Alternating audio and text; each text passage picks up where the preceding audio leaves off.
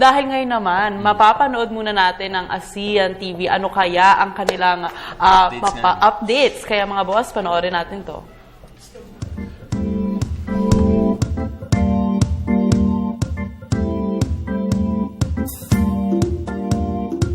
Negosyo.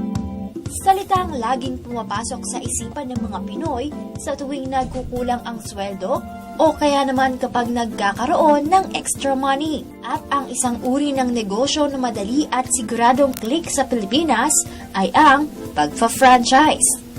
Kamakailan nga ay isinagawa sa World Trade Center ang 2014 Filipino Franchise Galing ng Pinoy Show. Ever since we started noong 1997, ay taon-taon na kami gumagawa nito.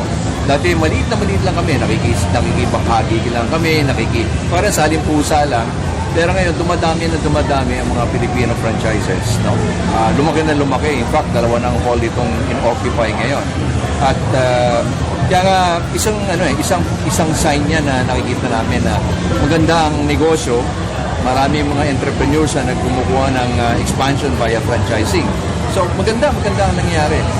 Kumbaga, optimistic lahat. No? Yun ang namin nangyayari. Yung galing ng Pinoy, pinapakita natin really yung creativity at saka talino ng Pinoy. Like for example, marami kaming members ng AFFI na who have gone over abroad, no? Meron like for example, kami Sweet Corner, meron na kaming outlets sa Australia. Ang Aquabest, meron na sila in Saipan. Ang Potato Corner, they have in America. Lave Bear, meron rin sila sa San Francisco, LA, and so many others. So, pinapakita lang natin dito na kaya nating Pilipino makipag-compete locally and even in the global market. Dinalawan din ito ni Senator Cynthia Villar bilang chairperson ng Senate Committee of Agriculture and Food at Senate President Franklin Drilon bilang keynote speaker. Bukod sa pagkain, mga kagamitan at serbisyo ay pwede na rin sa franchising. Isa na nga rin sa mga exhibitors ay mula pa sa Vietnam. We are the #1 for home appliance and kitchen appliance in Vietnam. Now we also expand to Myanmar, Laos, and Cambodia. With the good markets as a Philippines, we come here, you have over 100 billion people.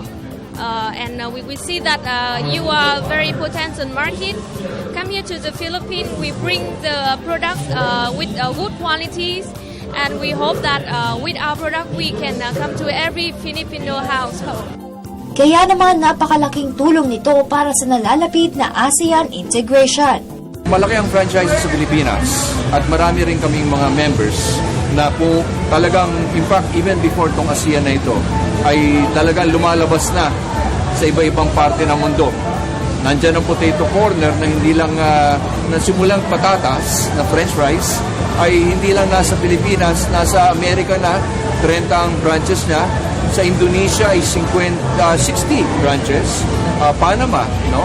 At ang Julie's Bake Shop, for example, isang native natin yan na galing Cebu, ay nasa Jakarta, nasa Abu Dhabi, at pupunta na ngayon sa Alberta, Canada. Kaya mga boss, kung gusto nyong maging boss ang mga sarili nyo, mag-franchise na. Yung mga gusto magnegosyo, no? Kasi ang franchising, it ensures 99% success rate. So wag na kayo nang mag-isip ng ibang konsepto. Pumunta na lang kayo rito, humanap kayo kung ang inyong interest, no?